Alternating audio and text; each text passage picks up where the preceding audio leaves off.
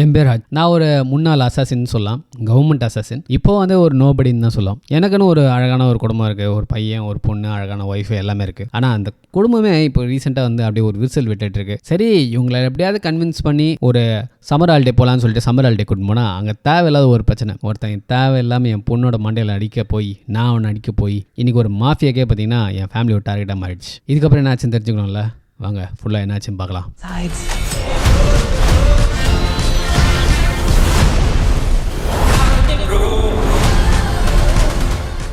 Week டேஸில் Monday, Tuesday, வெனஸ்டேன்னு சொல்லிட்டு எல்லா நாளுமே பார்த்தீங்கன்னா வந்து என் ஒய்ஃப் எழுந்துக்கிறதுக்கு முன்னாடியே கிளம்பி போயிடுவேன். எப்போவுமே லேட் நைட்டு தான் வருவேன். இதனாலே பார்த்தீங்கன்னா வந்து குடும்பத்தோட டைம் சுத்தமாக ஸ்பெண்ட் பண்ண முடியாத ஒரு சுச்சுவேஷன் ஆகிடுச்சு.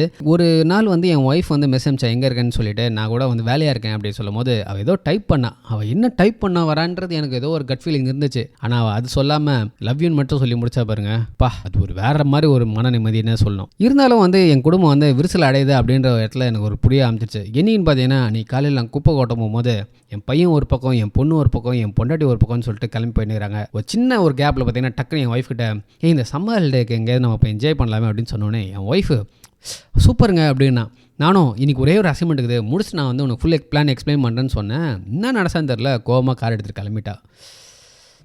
அதுக்கப்புறம் என்ன மூஞ்ச தொங்க போட்டுனா அப்படியே வந்து அசைன்மெண்ட்டுக்கு போயிட்டேன். என் அசைன்மெண்ட் டார்கெட்ஸை கரெக்டாக அங்கே வரும்போது அவங்கள பின்தொடர்ந்து அப்படியே அந்த லிஃப்ட்டுக்குள்ளே ஏறும்போது நாட் ஒர்க்கிங் போர்டை வச்சு உள்ளே இறங்கினேன். உள்ளே இறங்கி இருந்தவனுங்க எல்லாரையும் அடின்னு அடிச்சு அதுக்கப்புறம் கட் பண்ணேன். நான் என் பாஸுக்கிட்ட அந்த டேட்டா கார்டு கொடுத்தேன். டேட்டா கார்டு கொடுக்கும்போது, என்ன ஃப்ரீ ஈஸி அசைன்மெண்ட்டுன்னு சொன்னேன். செம்ம டஃப். என்ன இல்லையே, ஈஸி தானே, இந்த டேட்டா கார்டு திருட்டு தானே ஒரே வேலை அப்படின்னா. லிஃப்ட்டில் 5 பேரை முதல்ல அடிக்க வேண்டியதாக போச்சு. அங்கேருந்து போனால் இன்னொரு பெரிய கேங்கு கன்னோட இருந்தானுங்க. அவனுங்கிட்ட தப்பிச்சு வெளியே வந்தால் ஒரு மெக்சிகன் கேங்கு கத்தியோட சுற்றி நிற்கிறானுங்க. இதெல்லாம் தாண்டி வரத்துக்குள்ளே போதும் ஆயிடுச்சு அப்படின்னா. கரெக்டாக அதே நேரத்தில் அந்த டேட்டா கார்டும் பார்த்தீங்கன்னா வந்து கரெக்டான டேட்டா கார்டு அப்படின்னோடனே மொட்டை சொல்கிறான், $8 லட்சம் இதுக்காக வந்து நான் கழிச்சுக்கிறேன் அப்படின்னா. $8 லட்சம் தானா, அப்போ நான் எவ்வளோ கட்டணும் அப்படின்னு கேட்டால் $3 கோடி கட்டணும் அப்படின்றான். தலையே சுற்றிடுச்சு ஒரு செகண்ட் எனக்கு. சரின்னு சொல்லிட்டு மொட்டை நான் பண்ணுறேன், இன்னொரு ஃபைல் எடுத்து வச்சேன். எனக்கு அடுத்த அசைன்மெண்ட்டு அப்படின்னா எனக்கு எடுக்கலாமா வேணாமான்னு ஒரே யோசனையாக இருந்தது. அப்புறமேட்டு இல்லை எனக்கு ஒரு பிரேக் வேணும் அப்படின்னு சொன்னேன். மொட்டை நல்லா யோசிச்சு பார்த்துட்டு குட் லக்குன்னு சொல்கிறான். குட் லக்கா, என்னடா என்ன அப்படின்னு கேட்டேன். ஆமாம், நீ எங்கே போனாலும் ஏதாவது ஒரு பிரச்சனை ஏதாவது எழுத்துன்னு வரப்போற, அதான் உனக்கு குட் லக் சொன்னேன்னு சொல்கிறான். வந்த ஆத்தத்துக்கு நான் அவனை ஒன்றும் பண்ண முடியாது. அதனால் ஸ்ட்ரைட்டாக வீட்டுக்கு போயிட்டு பழைய பிளம்பர் வில் ஒரு அட்வர்டைஸ்மெண்ட் ஒரு வீடியோ ஆகுது, எப்படியோ அதை போட்டு காமிச்சு என் ஒய்ஃப்கிட்ட குழந்தைங்கிட்டலாம் வந்து காமிச்சிட்டேன். ஃபஸ்ட்டு என் பையன் நைஸாக நடுவில் தான் பார்த்தான். என் ஒய்ஃப் தான் எல்லாரும் போனோம் அப்படின்னு சொன்னோடனே சரின்னு எல்லாரும் பிளான் பண்ணோம். என் டேடியும் வந்து அவரோட இடத்துலேருந்து பிக்கப் பண்ணி கூட்டின்னு போயிட்டோம். எப்படியோ எல்லாரையும் கன்வின்ஸ் பண்ணி எப்படியோ வந்து நாங்களும் வந்து பிளம்பர் வீலுக்கு வந்துட்டோம். ஹோட்டலில் வந்தவொடனே ஒரு முதல் பிரச்சனை. என் பையன் இல்லை எனக்கு தனி ரூம் தான் வேணும்னு எங்கள் அப்பா அவரோட ரூமை அவன்கிட்ட கொடுத்துட்டு, நான் வேற எங்கேயாவது வெளியே பார்த்துக்கிறேன்டா அப்படின்னு அவர் கிளம்பி போயிட்டாரு. அப்பா அடி அப்படின்னு சொல்லிட்டு நாங்கள் எல்லாம் ரெடி ஆகிட்டு ஜாலியாக வந்து என்ஜாய் பண்ணணுன்னு அந்த ஸ்விம்மிங் பூல் பக்கம் போனால் ஸ்விம்மிங் பூல் க்ளோஸ்டுன்ட்டானுங்க. சரி, இருந்தாலும் ஒரு கூப்பன் கொடுத்தானுங்க, ஃப்ரீயாக வந்து பர்கர் கிடைக்குமேன்னு சொல்லிட்டு பர்கர் கடைக்கு போய் நாங்கள் சாப்பிட்ற இடத்துல நானும் எங்கள் அப்பா என் தம்பியெல்லாம் வந்து ஒரு இடத்துல வந்து சாப்பிட்டுட்டு இருந்தோம். அந்த பழைய மலரும் நினைவுகளை வந்து நான் பார்த்துட்டு இருக்கும்போது அங்கே ஒரு ஈகோ பிடிச்ச ஒரு ஷெரீஃப் உட்காந்துருக்கான்றதை நான் கவனிக்காம விட்டேன். அவன் நாடானா வந்து என்கிட்ட ஏறின்னு தான். நல்ல வேலை சாப்பாடு ரெடியாகி வந்தனால நானும் வந்து அப்படியே லைட்டாக எஸ் ஆகிட்டேன். திரும்பி பார்த்தா அவனும் போயிட்டுக்கிறான். அன்றைக்கி ஈவினிங் பார்த்தீங்கன்னா நாங்கள் ஆர்கேட்டில் வந்து ஃபேமிலியோடு வந்து நல்லா ஒரு டைம் ஸ்பெண்ட் பண்ணிட்டு இருந்தோம். அப்படியே நல்லா தான் போயிட்டு இருந்தது. என் பையனுக்கும் அங்கேருந்து லோக்கலில் இன்னொரு பையனுக்கும் லைட்டாக வந்து வாய்க்கா தவறு ஆகிட்டுருக்கு. அதில் வந்து கைகலப்பம் ஆகிட்டுது. ஆனால் அங்கே லோக்கலில் இருந்த ஸ்டாஃப் என்ன பண்ணிட்டுக்கிறான், பட்டுன்னு வந்து 2 பேரையும் வந்து பிரித்து விட்டது இல்லாமல் ஒரு மாதிரி காய்ச்சி முச்சின்னு கத்திட்டு இருக்கிறான். கத்துனதை எங்களை வெளியவும் போக சொல்கிறான். சரி, நாங்களே எதுக்கு பிரச்சனைன்னு சொல்லிட்டு அங்கே வந்து கிளம்பிட்டோம். ஆல்மோஸ்ட் தேவை இல்லாமல் என் பொண்ணோட பின்மண்டையில் அடிச்சிட்டாங்க. அவன் எனக்கு அது தலையில் கிரு இருந்துச்சு. நானும் பிரச்சனை வேணான்னு வெளியே வந்துட்டேன். ஆனால் என்னால் அதை கண்ட்ரோலே பண்ண முடியல. என் ஒய்ஃப் ஏன்னு கூப்பிட்டே இருந்தால் நான் வந்து அப்படியே உள்ளே போயிட்டேன்.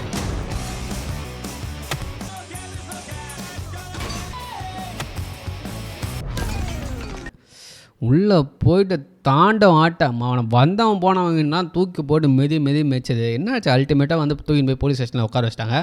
அதே ஈகோ பிடிச்ச ஷெரீஃப் அங்கே இருக்கான். நான்ப்பா போகலாமா அப்படின்னு சொல்லிட்டு ஷெரீஃப் ரூமுக்குள்ளே கொண்டு போனால் ஷெரீஃப் ரூமில் இன்னொருத்தன் டேபிள் மேலே கால் வச்சு ஒஸ்தையாக உட்காந்துக்கிறான். பார்த்தா அவன் தான் இந்த டானு, இந்த பிளம்பர் அம்யூஸ்மெண்ட் பார்க்கோட ஓனர். அது மட்டும் இல்லை பார்த்தீங்கன்னா இந்த மொத்த ஏரியாவுமே அவன் கண்ட்ரோலாக தான் இருக்குது. இந்த போலீஸுமே அவனுக்காக தான் வேலை செஞ்சுன்னு இருக்கிறாங்க. அப்புறம் அவன் வந்து என்னடா என் பையனை அடிச்சிட்டிங்க அப்படி இப்படிலாம் பேசினுக்கும் போது நான் சொன்னேன், உன் ஸ்டாஃப் தான் தேவையில்லாமல் என் பொண்ணோட பின்மண்டையில் அடித்தான், அதனால தான் நான் வந்து டென்ஷன் ஆகிட்டேன் அப்படின்னு நான் சொன்னதுக்கப்புறம் தான் ஆஸ் அ ஃபாதர் அவனும் புரிஞ்சுக்கிட்டான் போல இருக்கு. அவனும் வந்து சரி இவங்க போட்டோம் அப்படின்னு சொல்லிட்டான். நாங்களும் அங்கேருந்து ஃபேமிலியோட கிளம்பிட்டோம். ஆனால் இந்த ஷெரீஃபுக்கு மட்டும் என் மேலே ஏதோ காண்டு போலுது, ஏதோ அவன் ஆளுங்கிட்ட சொல்லி என்னை ஃபாலோ பண்ண சொல்லிட்டான் போலுது.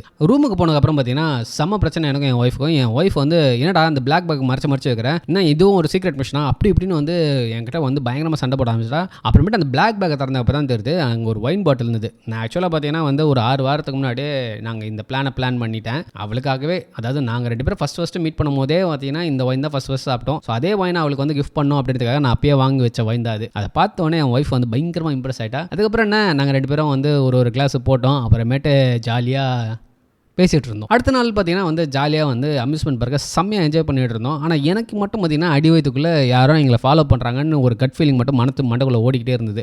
நல்லா என்ஜாய் பண்ணிட்டு இருக்கும்போது டக் போட் அப்படின்ற ஒரு ரைடு இருந்து அந்த ரைடு வந்து என் ஃபேமிலியை கூட்டிகிட்டு போயிருந்தேன். கூட்டிகிட்டு போகும்போது தூரத்தில் பார்த்தீங்கன்னா ஒரு போலீஸ்காரன் அவன் கார்லேருந்து இறங்கும்போது கூடவே 4-5 தடியன்களும் இறங்கினாங்க. அதை பார்த்தவொடனே எனக்கு ஏதோ தப்பாக இருந்தது. அதனால் என் ஃபேமிலியை மட்டும் ஒரு போட்டில் ஏற்றிட்டு நான் இன்னொரு போட்டில் ஏறினேன். நீங்கள் கெஸ் பண்ணது கரெக்டு தாங்க. நான் ஏறின போட்டிலே தான் அவனும் ஃபாலோ பண்ணி ஏறினானுங்க. இனிஷியலாக பார்த்தீங்கன்னா நானும் கொஞ்சம் கேர்லெஸ்ஸாக தான் சண்டை போட்டதில் பார்த்தீங்கன்னா லெஃப்ட் பிங்கி ஃபிங்கர் வேறு எகிரிடுச்சு. ரொம்ப தப்பு பண்ணிட்டேன். அது மட்டும் இல்லாமல் பார்த்தீங்கன்னா தண்ணிக்குள்ளே வேறு விழுந்துட்டான். அவனை தண்ணியிலேருந்து வெளியே வந்ததுக்கப்புறம் அவனை செய்யின்னு செஞ்சிட்டக்கப்புறம் பார்த்தீங்கன்னா நான் ஸ்ட்ரைட்டாக போயிட்டு கைக்கு கட்டை போட்டு என் பிரதருக்கு ஒரு ஃபோனை போட்டு இந்த மாதிரி பிளம்பர் வீட்டில் இருக்கேன், இந்த மாதிரி பிரச்சனை எல்லாம் போயிட்டுருக்கு அப்படின்னு சொல்லிட்டு அவனுக்கு ஒரு மேட்டரை கிளாரிஃபை பண்ணேன். அதே டைமில் இங்கே நம்ம டான் என்ன பண்ணியிருக்காரு, அவர் வந்து ஒரு ஷிப்மெண்ட் வந்து ரெடி பண்ணிட்டு இருக்காரு. ஏதோ ஒரு முக்கியமான ஷிப்மெண்ட் மூலம் அதே இடத்துல அந்த இடத்துக்கும் ஷெரீஃபும் வந்திருக்கான். ஷெரீஃபுக்கு பார்த்தீங்கன்னா வந்து நான் அடிச்சு போட்ட போலீஸ்காரர் ஃபோன் பண்ணி யாரா அவன் கண்ணாமனா அடிச்சிட்டான்டா, அவன் சாதாரண ஆளே கிடையாதுடா அப்படின்ற மாதிரிலாம் வந்து சொல்லியிருக்கான். நம்ம ஷெரீஃப் வந்து டென்ஷன் ஆகிட்டு இருக்காரு. இங்கே மீன் டைமில் பார்த்தீங்கன்னா நான் என்ன பண்ணேன், என்னோட எம்ப்ளாயருக்கு ஃபோன் பண்ணி இந்த மாதிரி பிளம்பர் வீல்னு ஒரு ஊருக்குது, அந்த ஊரில் வந்து இந்த மாதிரி பிரச்சனை ஆயிடுச்சு அப்படின்னு சொல்லும் போது அவன் சொல்கிறான் அங்கே ஒரு லேடி பாஸ் ஒருத்தி இருக்கா, அவளுக்கு கீழே தான் அந்த ஊரே இருக்குது, அவளுக்கான மேஜர் சப்ளை எல்லாமே வெப்பன்ஸு ட்ரக்ஸு கேஷ் ஃப்ளோ எல்லாமே வந்து அந்த ஊர்லேருந்து தான் இருக்குது, அவளை முறைச்சிக்கிட்டீங்கன்னா அவளை தான் அந்த ஊர்லேருந்து வரவே முடியாது, அவள் ரொம்ப மோசமானவ, அவள் யாருக்கிலையும் இல்லை அப்படின்ற மேட்டர் சொன்னான். ஐயோ அப்படின்ற மாதிரி எனக்கு ஆயிடுச்சு. இங்கே மீன் டைமில் வந்து அந்த லேடி பாஸ் வந்து நம்ம டானுக்கு ஃபோன் பண்ணி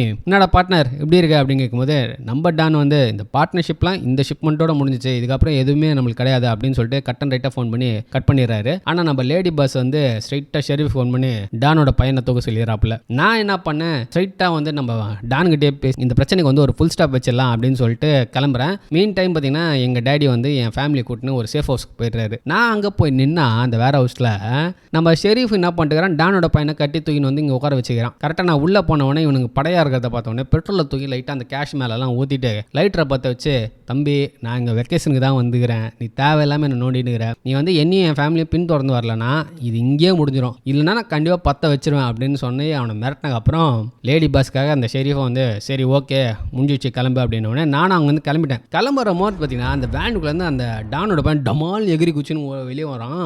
கை வாய் எல்லாம் கட்டப்பட்டிருக்கு. ஐயோன்ற மாதிரி ஆயிடுச்சு. எனக்கு இறங்கினா தப்பாயிடுமோன்னு தோணுச்சு.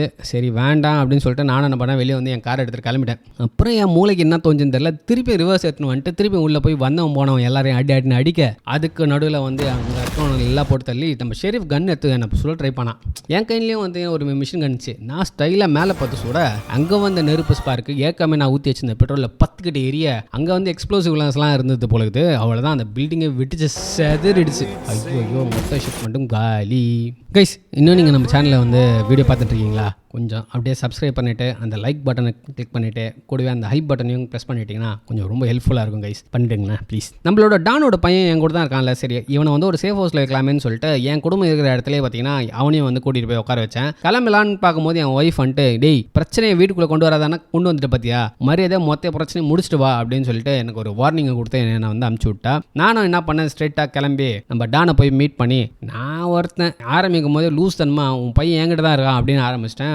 டான் வேறு குடிபோதையில் இருந்தனால என்ன பண்ணிட்டான், நீ தான் என் பையனை கடத்திட்டியா அப்படின்னு சொல்லிட்டு என்னை பயங்கரமாக அடிக்க ஆரம்பிச்சிட்டாப்ல. அப்புறம் ஒரு பாயிண்ட்ல அவனுக்கு ஒரு செவிலில் வச்சக்கு அப்புறம் தான் அவன் கொஞ்சம் தெளிவானா. அப்புறம் மேட்ரை சொன்னேன், டேய் கடத்தலடா இந்த மாதிரிலாம் ஆச்சு, நான் தான் அவனை காப்பாற்றி என் கூட வச்சிருக்கேன் அப்படின்ற மேட்ரை சொல்லிட்டு லேடி பாஸை பற்றி கேட்டேன். லேடி பாஸ் வந்து சும்மாவே வந்து ஒரு பிளட் லைனே அழிச்சிற அளவுக்கு வந்து கோரமான ஆளாம். நான் வந்து அவன் மொத்த ஷிப்மெண்ட்டே அழிச்சிட்டேன்.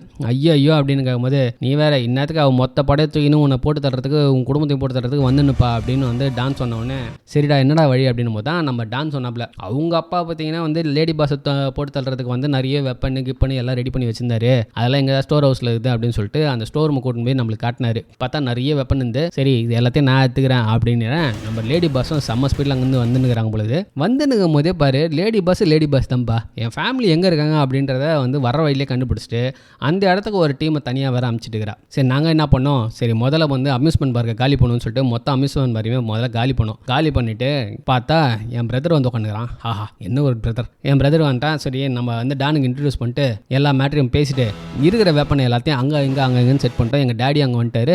டாடி நானும் என் பிரதர் 3 பேர் ரொம்ப நாள் கழிச்சு மீட் பண்ணிக்கிறோம். ஒரு நல்ல ஒரு பாண்டிங்கு. எங்கள் டேடி வந்து I am very proud of you boys அப்படின்னு சொன்னது எனக்கே ரொம்ப பெருமையாக இருந்தது. அதுக்கப்புறம் என்ன எல்லா வெப்பனையும் அப்படி இப்படின்னு செட் பண்ணி விட்டோம். ஈவினிங் ஆயிடுச்சு. அதுக்குள்ளே பார்த்தீங்கன்னா என் ஒய்ஃப் வந்து அங்கே ஒரு டாட் கன் இருந்து அதை எடுத்துக்கிட்டு அங்கேருந்து கிளம்பிட்டு இருக்கிறா. ஈவினிங் பார்த்தீங்கன்னா கரெக்டாக நம்ம ஷெரீஃப் உள்ள வந்துட்டு தம்பி இது ஏன் டவுனு மறையாக சரண்டர் ஆகிடுங்க அப்படின்னு நாங்கள் சூமோ கோ அப்படின்னுமா அவன் அப்படியே திரும்பி கையை டவுனில் காமிச்சாம பாருங்க.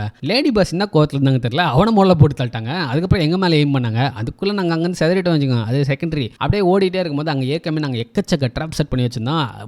போகிறோம் எல்லாம் டப்பாட்டி மாட்டினானுங்க. நான் வேற அந்த பழைய கன் வேற வச்சிருந்தேன்னா அதுவும் செம்ம ஸ்டைலாக வந்து சுட்டுன்னு இருந்தேன். அப்படியே அந்த மிரர் ஹவுஸ்குள்ளே ஓடிட்டேன். அங்கேயும் பார்த்தீங்கன்னா பாம்ஸ் எல்லாம் செட் பண்ணேன். அதுலேயும் பிளாஸ்ட். நம்ம டானுமே வந்து அங்கே இங்கேன்னு சூப்பராக வந்து சுட்டிருந்தாரு. ஆனால் வந்து அன்ஃபார்ச்சுனேட்லி அவர் தொடையில் ஒரு புல்லட் இறங்கிச்சு. இருந்தாலும் பரவாயில்ல பார்த்தீங்கன்னா இந்த பபுள் இதுக்குள்ளெல்லாம் ஓடி போய் அங்கே ஒரு மைன் வேறு வச்சிருப்பாரு. அந்த மைனை எவனோ வெடிச்சு செதறி அப்படியே ஓடிட்டே இருந்தாங்க. ஒரு பாயிண்ட்ல வந்து நம்ம டானால ஓட முடியல. அதுக்கப்புறம் நான் தான் போயிட்டு கச்சிஃப் கட்டி விட்டு அவர் கையில் வந்து ஒரு கண்ணியும் கொடுத்தேன். டேடி மேலே சுட்டு இருந்தார்ல அவரையும் வந்து ஒரு பிளாஸ்ட் போட்டுக்கிறாங்க. டேடி வந்து மயக்கமாயிட்டாரு. இங்கே வந்து கரெக்டாக வந்து நம்ம போய் டேடி என்னாச்சுன்னு நான் போய் பார்க்கறதுக்குள்ள இந்த லேடி பாஸ் வந்துட்டா. லேடி பாஸ் பார்த்தீங்கன்னா கூட 2 பேரை வேறு கூட்டு வந்தா நாடி அடிக்கிறாளுங்க.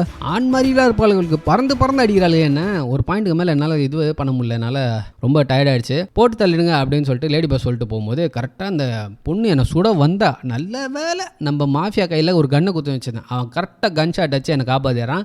இன்னொரு பொண்ணு டென்ஷனில் என்ன பண்ண ஓடுவா பாருங்க. அவளுக்கும் ஒரு புல்லட். அவ்வளோதான் முடிஞ்சு வச்சு 2 பேருக்கு அதையும். நம்ம லேடி பாஸ்மா அங்கேருந்து ஒரு கத்தியை விட்டு நம்ம டானை வந்து எதுவும் பண்ண முடியாத மாதிரி பண்ணிடுறா.